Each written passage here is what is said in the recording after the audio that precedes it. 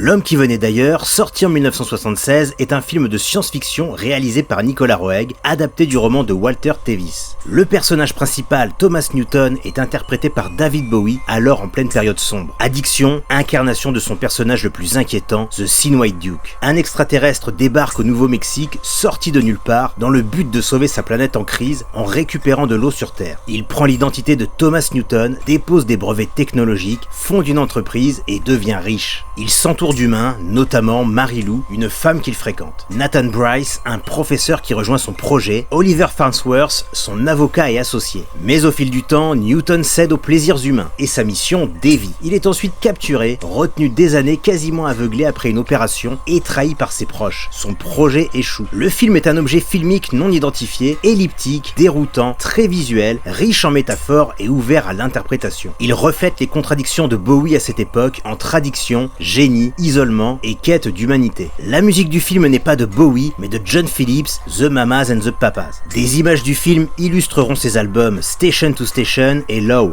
Bowie en fera une suite musicale, Lazarus, écrite avec Enda Walsh, son dernier projet avant sa mort. Le film est une œuvre marquante, à la fois pour le cinéma et pour la carrière de Bowie, mélange de science-fiction, d'art visuel et de réflexion sur l'aliénation. Il lance la période trilogie berlinoise à venir, une des plus créatives de Bowie. Pense à t'abonner pour ne pas rater la prochaine vidéo.